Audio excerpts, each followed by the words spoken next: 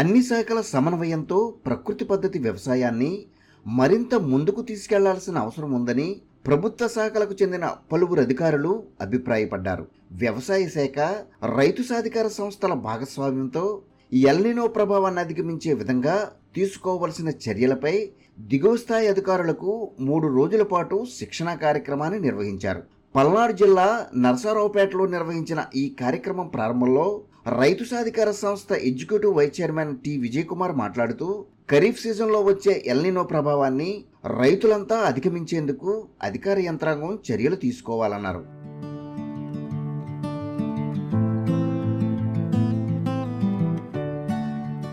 రైతు సాధికార సంస్థ డిపిఎం అమల్ కుమారి మాట్లాడుతూ, ఎల్నినో ప్రభావంతో నైరుతి రుతుపవనాలు బలహీనపడి తక్కువ వర్షపాతం నమోదయ్యే అవకాశం ఉందన్నారు.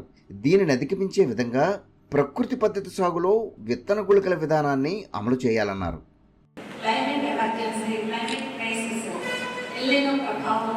ఇవన్నీ కూడా ముందుగానే వాతావరణ శాఖ ద్వారా సూచనలు ఇవ్వబడి దానికి అనుగుణంగా రైతులకి ఏ విధమైన సలహాలు సూచనలు ఇవ్వాలి, మనం ఏ విధమైన ప్లాన్తో ముందుకు వెళ్ళాలి, వర్షాలు పడితే ఎలాంటి క్రాప్ ప్లానింగ్ ఉండాలి, వర్షాభావ పరిస్థితుల్లో ఎల్నినో ప్రభావం అయితే ఎలాంటి క్రాప్ ప్లానింగ్ ఉండాలి.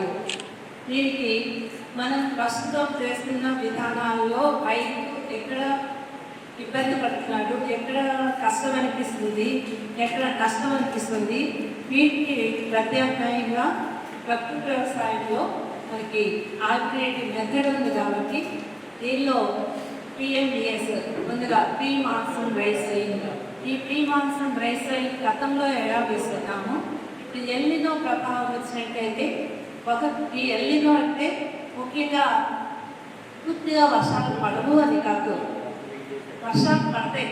మనకి ఎప్పుడైతే అన్ సీజనో అంటే ఏప్రిల్ మేలో వర్షాలు పడతాయి, జూన్ జూలై ఆగస్టు సెప్టెంబర్లో వర్షాలు పడవు, ఇలా అవసరమైనప్పుడు పడకపోవడం, అనవసరమైనప్పుడు పడటం, అతివృష్టి అనావృష్టి, కుంభవృష్టిగా వర్షాలు పడటం, ఇలాంటి పరిస్థితుల్లో కూడా రైతులకి అనుకున్నటువంటి ఫార్మింగ్ సిచ్యువేషన్స్ ఏవైతే ఉన్నాయో కాటన్ కానీ ప్యాడీ, చిట్టి, రెడ్ డాగ్స్, మన ప్రధాన పంటలైనటువంటి వీటిలో ప్రధానంగా ఎలాంటి ఫార్మింగ్ సిచ్యువేషన్స్ ఫాలో అవ్వాలి, క్రాప్ డెవలప్మెంట్ ఏది ఫాలో అవ్వాలి, ఇంటర్ క్రాప్స్ ఏమి వేసుకోవాలి, బార్డర్ క్రాప్స్ ఏంటి, ఇలాంటివన్నీ కూడా ఒక ప్లాన్ చేసుకొని ఇవన్నీ మరి రైతులు రసాయనాలు వేయి కూడా మరి ప్రస్తుతం మనకి ఫెర్టిలైజర్ ప్రైసెస్ కూడా అంటే ఫెర్టిలైజర్స్ రైతులు మన సిఫార్సు చేసిన మేరకన్నా కూడా సెక్షన్ ఇంకా ఉపయోగించడం వల్ల ఎంత నష్టపోతున్నాడు,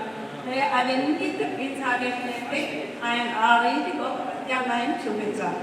కేంద్ర ప్రభుత్వం వారు national mission of natural farming NMNF 2025 ప్రవేశపెట్టి ఇది ఒక మిషన్ మోడ్లో ప్రజల్లోకి తీసుకెళ్ళాలి. నేచురల్ ఫార్మింగ్ అనేది ఒక మంచి కార్యక్రమము, రాబోయే రోజుల్లో దీనందరినీ పూర్తిగా ప్రజల్లోకి తీసుకువెళ్ళాలి. కాబట్టి ఈ కన్వర్జెన్స్ అనేది అవసరము.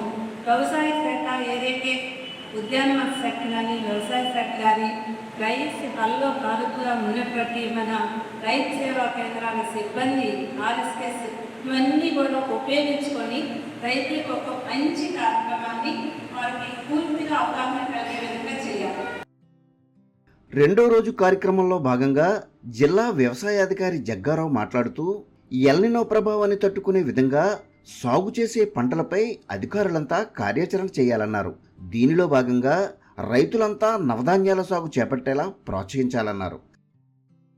నేను చెప్పేది ఏంటంటే మ్యాన్ షుడ్ బి న్యాచురల్, మనం న్యాచురల్గా ఉండాలి, న్యాచురల్ ఫార్మింగ్ ఎంకరేజ్ చేయాలి. ఫార్మర్స్ వాళ్ళకి ఉన్న ఎక్స్టెంట్లో 10%, 1 ఎకర్ ఉండే 25% కానీ, ఒక 5 acres ఉండే 1 acre కానీ, అలాగా అంటే depend on capacity. Minimum 10 cents అని కూడా మనం వెజిటబుల్స్ కూడా మనం చేయం. ఇవన్నిటి కూడా మనం గైడ్ చేస్తే తప్పనిసరిగా ఫార్మ్ రిటర్న్ వీటన్నిటి దృష్టిలో పెట్టుకొని న్యాచురల్ ఫార్మింగ్ వైపు కనుక తీసుకెళ్ళినట్లయితే ఒక ఆహార పర్యావరణం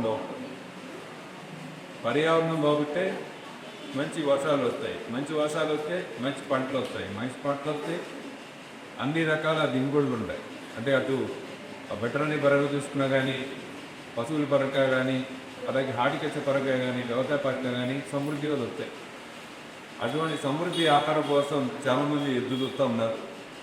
దాన్ని మన ఆంధ్రప్రదేశ్ని అందరూ కూడా, దేశంలో అందరూ కూడా ఆంధ్రప్రదేశ్ వైపు చూస్తూ ఉంటారు. కాబట్టి మనం చేసేది నిబద్ధతతో చేసి ఫార్మర్స్కి అందరికీ కూడా మనం తెలియజేసి, శేఖర్ గారు లాంటి ఎక్స్పర్ట్స్ ఉన్నారు, వాళ్ళు ఏం చేస్తున్నారో క్వాలిటీ కూడా తీసుకెళ్ళి చూపించి, అట్లాగే ఎవరైతే చేస్తూ ఉన్నారో, ఎవరైతే చేయబోతూ ఉన్నారో వాళ్ళందరితో మాట్లాడి పిఎఫ్టీస్ని కూడా మీరు వేసిన ప్లాట్ని మనం అబ్జర్వ్ చేస్తూ ఉండాలి. మనకి ఐటీఆర్టీలు ఉంటారు, సిఆర్టీలు ఉంటారు, ఏఓలు ఉంటారు, హార్టికల్చర్ ఆఫీసర్లు ఉంటారు, అందరూ ఉంటాం. మనం అబ్జర్వ్ చేస్తూ ఉండాలి. ఇవాళ వేసిన మొక్క రేపు వచ్చే రాదు.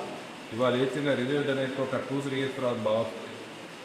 ఇవన్నీ కూడా ఫార్మర్ చెప్తే పత్తిలు వచ్చి ఇబ్బంది పడతారు. సెకండ్ ఇయర్ పర్లేదు సార్ అంటే, థర్డ్ ఇయర్ ట్రై చేస్తూ ఉంటాడు, ఫోర్త్ ఇయర్ నేను వేస్తాను సార్, ఒక మనతో అవసరం. సంస్థ ప్రతినిధి సైదయ్య మాట్లాడుతూ ప్రకృతి పద్ధతి సేద్యంతో ఎల్నినో ప్రభావాన్ని ఏ విధంగా అధిగమించవచ్చనే దానిపై ప్రత్యేక సూచనలు చేశారు. ప్రకృతి వ్యవసాయంలో ఈ సంవత్సరం S2SEM అంటే మొత్తం కూడా ఎక్కువ శాతం మనం సీడ్ టు సీడ్లో పోవాలి. దానిలో భాగంగా ఈ సంవత్సరం మెయిన్ మనకు వచ్చిన క్రైసిస్ ఏంటంటే ఎలినో ప్రభావం వచ్చారు. ఎలినో ప్రభావం అంటే మీ అందరికీ తెలుసు. అంటే ఒక వర్షం పడకపోవటం, వర్షం పడటం అంటే మనకి చెప్పింది ఏంటంటే వాతావరణ శాఖ వాళ్ళు జూలై, ఆగస్టు, సెప్టెంబర్ నెలల్లో వర్షాలు పడకపోవచ్చు అని చెప్తున్నారు. అంటే వర్షాలు రావు ఆ నెలలు. అంటే మెయిన్ మన క్రాప్ ప్యాటర్న్ చూసుకుంటే పత్తి కానీ, పత్తి వేసేవి ఇవన్నీ కూడా మన జిల్లాలో మేజర్గా పత్తి ఉండే మండలాలు ఎక్కువ ఉన్నాయి. జూన్ 15 నుంచి జూలై 15 వరకు మనకి క్రాప్ సోయింగ్ కావాలి. ఆ తర్వాత వేసినా కానీ మనకి ఏంటంటే గులాబీ రంగు పురుగు ప్రభావం ఎక్కువ ఉంటుంది. కాబట్టి క్రాప్ ప్యాటర్న్ అనేది దాటిపోతా ఉంది. కాబట్టి ఏంటంటే అంతేకాకుండా ఈ క్రైసిస్ బహుశా సాగర్ కెనాల్ కూడా వస్తే రావచ్చు, లేకపోతే లేదు. అదేవిధంగా ఎప్పుడైతే వర్షాలు తగ్గుతాయో బోర్వెల్స్ కూడా వాటర్ సోర్స్ అనేది తగ్గిపోతాం. వీటన్నిటిని దృష్టిలో పెట్టుకొని రైతాంగాన్ని మనం కొంతమేర ఎంతో కొంత వాళ్ళకి ఆదాయం చేకూర్చాలన్న ఉద్దేశంతో ఇప్పుడు ఏదైతే ఉందో, ఇప్పుడు ఎలినో ప్రభావంతో స్పెషల్గా BMDS కిట్ అనేది ఒకటి తయారు చేయడం జరుగుతుంది ఈ సంవత్సరం. అంటే ఆమదం ఒక 4 లైన్లు, కంది ఒక 4 లైన్లు, మరి గోడు చిక్కుడు, బెండ ఇవన్నీ డ్రాటును తట్టుకుంటాయి. కాబట్టి వచ్చే కొద్దిపాటి వర్షాలకు కూడా ఇవన్నీ కూడా అప్ టు మనకు డిసెంబర్ వరకు, అంటే మనకు కంది కావచ్చు, పోతే ఇక్కడ ఆమదం అప్ టు డిసెంబర్ వరకు కొనసాగుతూ ఉంటుంది. రైతుకి ఎంతో కొంత ఆదాయం అనేది, ఇప్పుడు రెయిన్ఫెడ్ ఏరియాలో ఎంతో కొంత ఆదాయం అనేది రైతుకి రావడానికి అవకాశం ఉంటుంది. ప్రకృతి పద్ధతి సేద్యాన్ని మరింత విస్తరించే విధంగా 3 జిల్లాలకు ఇన్పుట్స్ అందజేస్తున్నట్లు BRC నిర్వాహకులు నరసింహరావు వివరించారు. క్వాలిటీలో ఎక్కడ కూడా రాసి ఉంటుంది. ఖచ్చితంగా ఆవు పేడ అనేది ఆవు ఎంత కాస్ట్ అయినా ఎక్కడి నుంచి అయినా తీసుకొస్తాం. గుంపురు కానీ ఇంకొన్ని కానీ మొత్తం గోశాలకి తీసుకొస్తాం. ఒరిజినల్ ప్రిన్సిపల్ అయితే ఆవు పేడ అంటే ఆవు కూతురు ఆవు పేడ ఏదైతే చేయాలో అదే చేస్తాం. క్వాలిటీలో అయితే రాసి లేకపోతే 50% అయితే మేము మార్జిన్ చూసుకొని, అట్లాగే మాతో పాటు ఎక్కువ కస్టమర్స్ వల్ల కొన్ని విలేజ్లో రైతుని ఎవరో ఎంచుకొని వాళ్ళకి మేము మార్జిన్ ఇస్తాం. వాళ్ళకు 5% అట్లా తీసుకుంటాం. దాని ద్వారా ఇప్పుడు మ్యాక్సిమం 2 స్టేట్లో ఉంది. తమిళనాడు యాడ్ అయ్యే 3 స్టేట్ ఉందా.